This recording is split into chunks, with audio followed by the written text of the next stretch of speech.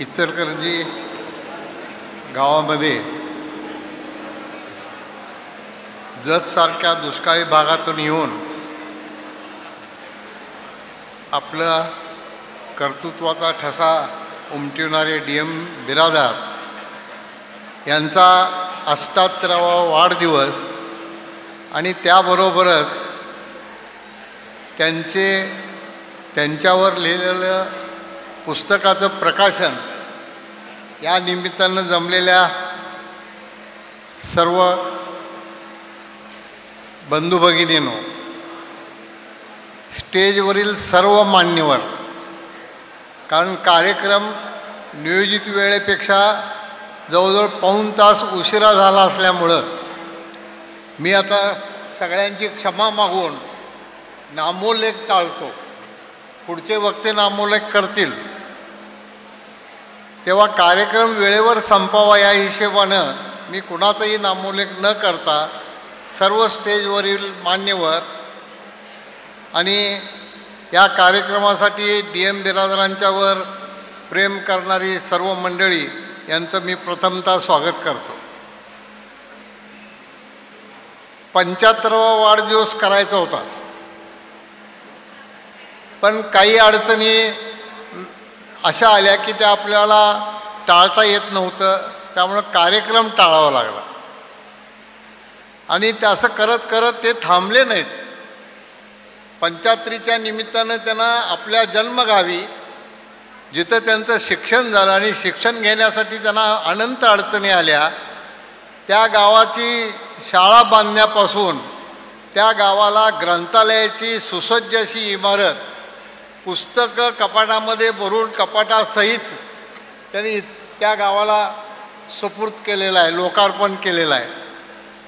हे त्यांनी 2-3 वर्षापूर्वीच म्हणजे 75च्या आसपासच त्यांनी ते केलं.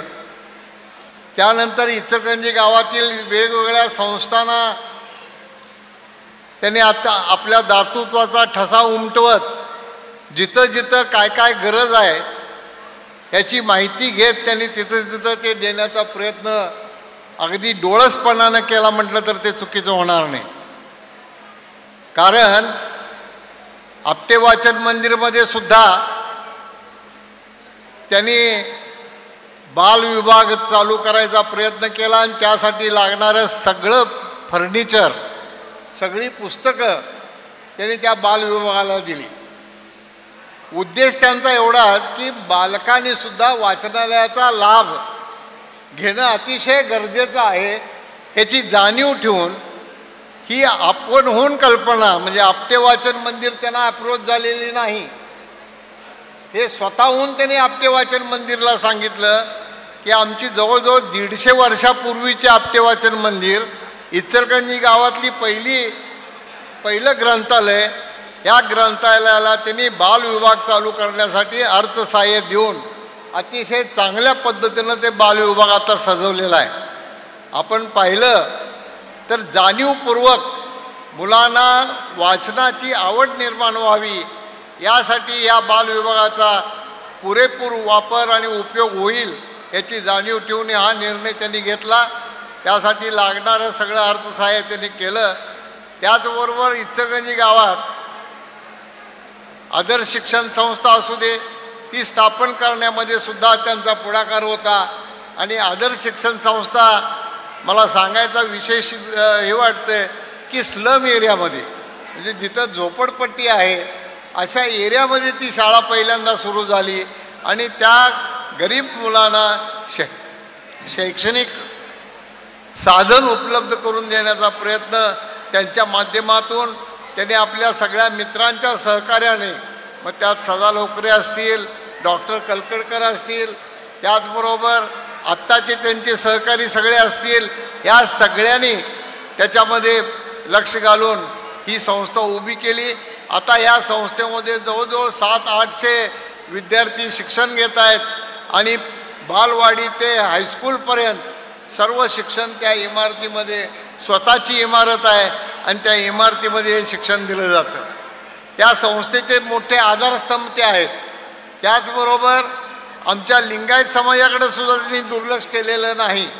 आमच्या लिंगायत समाजाला सुद्धा जी आमची शाळा होती, आमचे ज्येष्ठ सहकारी किंवा आमचे ज्येष्ठ जे लिंगायत समाजाचे लोक होते, त्यांनी इचलकरंजी गावामध्ये आमच्या समाजासाठी 1-2 एकर जागा आणि 6 एकर जागा घेऊन ठेवलेली होती.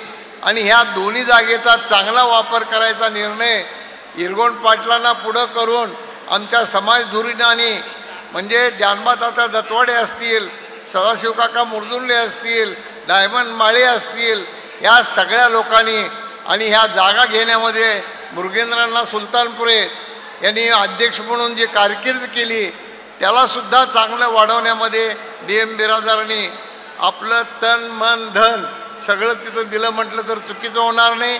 ती सुद्धा शाळा आज बालवाडीपासून 12वीपर्यंत शिक्षण देते आहे.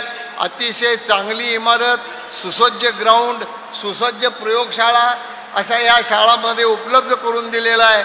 आणि सांगायला विशेष अभिमान वाटतो की ज्या मुलांना ही खरी गरज आहे त्या मुलांच्यासाठीच ह्या शाळा तयार झाल्या म्हटलं तर चुकीचं होणार नाही.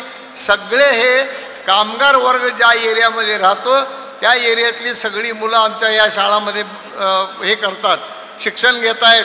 आणि ह्यासाठी सुद्धा डोळसपणानं जाणीवपणे DM हे आपला वेळ पण देतात, धन पण देतात आणि आपलं मन पण त्याच्यामध्ये त्यांनी रमवून घेतात. ज्या ज्या वेळेला अडचण आली त्या वेळेला जिथं जिथं काय कमी असेल तर DMची हमी नक्की तिथं आपल्याला सगळ्यांना भेटत आलेली आहे. तर असा हा जो अवलिया आहे हा नुसतंच शैक्षणिक आणि उद्योगामध्ये न रमता, उद्योग तर त्यांना अतिशय चांगल्या पद्धतीनं आपलं सांभाळलं. उद्योग सांभाळत असताना 200 रुपयाच्या नोकरीवर इचलकरंजी गावामध्ये आलेला हा माणूस दुष्काळी भागातून सायकलवरनं नोकरीच्या ठिकाणी जात होता. हे सांगितलं तर आज कुणाला खरंही वाटणार नाही. 200 रुपये पगारावर आलेला माणूस एकटाच वहिनीना गावाकडे सोडून येऊन इथं राहत होता, कारण खोलीमध्ये राहायला जागा जास्त नव्हती आणि त्यांना खर्चसुद्धा आता झेपत नाही. अशा पद्धतीचा विचार करणारा हा त्या काळातला माणूस इथं इचलकरंजीत आला आणि त्यानं आपलं कर्तृत्वाचा ठसा इथं जो उमटवला. त्याच्यामध्ये उद्योगधंद्यामध्ये त्यांनी झेप जी घेतली, ही झेप घेण्यामध्ये FIचे स्वर्गीय पंडित काका कुलकर्णी यांच्याबरोबर त्यांच्यावर खास प्रेम करणारे आणि आमचेही खास मित्र SV कुलकर्णी यांची त्यांना अतिशय चांगलं मार्गदर्शन मिळालं. आणि त्यांच्या मार्गदर्शनातून त्यांनी FIची तर प्रगती केलीच, पण ज्या वेळेला एक विशेष गोष्ट त्यांच्या पुस्तकामध्ये सुद्धा SV साहेब आले असेल, त्यांनी आम्हाला वरचेवर सांगतात की ज्या वेळेला त्यांनी राजीनामा दिला FIचा की माझं स्वतःचं काहीतरी चालू करायचं आहे म्हणून, त्यावेळेला त्यांनी काकांना शब्द दिला, पंडित काकांना, की इथला एकही प्रॉडक्टची मी कॉपी करणार नाही. माझं जे काही उत्पादन असेल ते सगळं नवीन असेल, FIची संबंधित असणार नाही. आणि हा शब्द त्यांनी आज तागायत पाळलेला आहे. FI आणि त्यांचं कुठेही क्लॅश झालेलं नाही. म्हणजे इतकं निष्ठेनं आपल्या नोकरीची दिवस त्यांनी काढलेले आहेत. आणि हे करत असताना त्यांनी आज जी प्रगती केलेली आहे ही अतिशय म्हणजे दैदिप्यमान अशी प्रगती आहे. इचलकरंजी गावातल्या सगळ्यांना, तरुण होतकरू असतील त्यांनासुद्धा आणि वयस्कर झालेल्यांनासुद्धा एक आदर्श वाटावं, एक आपल्यासाठी एक मोटिवेशनल गोष्ट असावी, अशा पद्धतीनं DMनं आपलं कर्तृत्व करून दाखवलेलं आहे. आणि हे सगळं करत असताना त्यांच्या कर्तृत्वाला नुसतं उद्योगधंदा न ठेवता, नुसतं दानशूरपणा न ठेवता, आपला भाग जिथे इथं समाजाची गरज आहे, बाबा आमटेंच्यापासून निळू फुलेंच्यापासून त्यांना भाई वैद्यांच्यापासून सगळ्यांच्या संपर्कात ते आले. इचलकरंजी गावातसुद्धा त्यांचा जो मित्रमंडळी जर बघितली तर सर्व थरातील, सर्व भागातील मित्र त्यांनी गोळा केले. आणि अतिशय मोठ्या प्रमाणात लोकसंपर्क असलेला हा उद्योगपती मी आत्तापर्यंत म्हटलेलं नव्हतं, कारण उद्योगपती तर आहेच आहे, पण उद्योगामध्ये काका SV यांच्या ग्रुपप्रमाणेच आपलं सुद्धा ठसा उमटवत असताना शून्यातील इथं येऊन मोठं विश्व कसं निर्माण करावं याचं अतिशय चांगलं उदाहरण त्याने आपल्याला घालून दिलेलं आहे. 200 रुपयाची नोकरी आणि सायकल प्रवास हा त्यांनी 2-3 वर्षच केला. त्यानंतर हळूहळू प्रगती करत करत जसं त्यांनी प्रगती होईल तसं तसं गेलं. वहिनींना त्यांनी काकांच्या सांगण्यावरनं इथं घेऊन आले. काका म्हटले तू एकटा इथं राहतो तुझ्या बरोबर नाही, तुला पगारवाढ दिली, उद्या वहिनीला घेऊन इकडं इथं कधी द्यायचं असं सांगितल्यावर पुढच्या महिन्यात ते वहिनीला घेऊन इथं आले. हे त्याने आम्हाला ज्या ज्या वेळेला आम्ही बोलतो त्या वेळेला हे त्याने आम्हाला सांगितलं आहे. पुस्तकात आलं असेल तर मला माहिती नाही, पण असा अगदी म्हणजे त्याला काय म्हणावं की अतिशय निष्ठेनं जे काम आहे हे काम हे त्यानं निष्ठापूर्वक स्वीकारलं, जाणीवपूर्वक स्वीकारलं म्हटलं तर चुकीचं होणार नाही. त्या कामावर त्यांनी प्रेम केलं, त्या प्रेमातून त्यांनी हे सगळं मोठं सगळा कारभार उभा केला. आता त्यांचे चिरंजीव त्यांचं वर्णन किती करावं तेवढं थोडंच आहे. तेव्हा त्यांचाही कार्यक्रम करण्याचा योग आपल्याला सगळ्यांना येईलच. त्यावेळेला त्यांच्याबद्दल आपण जास्त बोलू, पण त्यानंसुद्धा अतिशय चांगल्या पद्धतीनं त्यांचा हा वसा आणि वारसा पुढं चालवलेला आहे. तो आता एक मशीन फाउंड्रीसाठी लागणारी तयार करतो आहे. एक मशीनचीच किंमत 50 लाखापासून 1 कोटी 1.25 कोटीपर्यंत आहे. आणि असली मशिनरी तयार करून ती मशीन पूर्ण होऊन त्याची डिलिव्हरी होईपर्यंत त्याला स्वस्थता नसते. ह्या ध्यास घेतलेला माणूस आणि त्याला साथ आहे धनश्री त्याची मिसेस आणि तीसुद्धा इंजिनियर आहे. तर मिलिंद धनश्री ह्या दोघांनी त्यांना पूर्ण साथ दिलेली आहे. त्यांची मुलगी मीनाक्षी आणि जावई त्यांचे सुभाष तंगडी हे सुद्धा इंजिनियर आहेत. त्यांचंही वर्कशॉप आहे आणि ते लोकसुद्धा त्यांनासुद्धा बरोबर घेऊन ह्या सगळ्यांची प्रगती अतिशय उत्तम करून हे कुटुंब इचलकरंजी गावामध्ये आलं. सगळं बाहेरगावातून आलं आणि इथं येऊन त्याने आपली प्रगती अशी केली की त्याला दृष्टी लागावी. असा हा अवलिया, असा हा माणूस आपल्याला सगळ्यांना एक समोर आदर्श वाटावा असा हा माणूस. त्याचा आज 61 करायचा योग आम्हाला मिळाला होता. त्याच्याबरोबर आज 78 आणि त्यांच्या पुस्तक प्रकाशनाला सुद्धा उपस्थित आपण सगळी मंडळी आहोत. तेव्हा हे आपल्या आयुष्यातला अतिशय चांगला प्रसंग आहे आणि हा कधीही न विसरता येणारा, कायम आपल्या सगळ्यांच्या स्मरणात राहणारा हा प्रसंग आहे.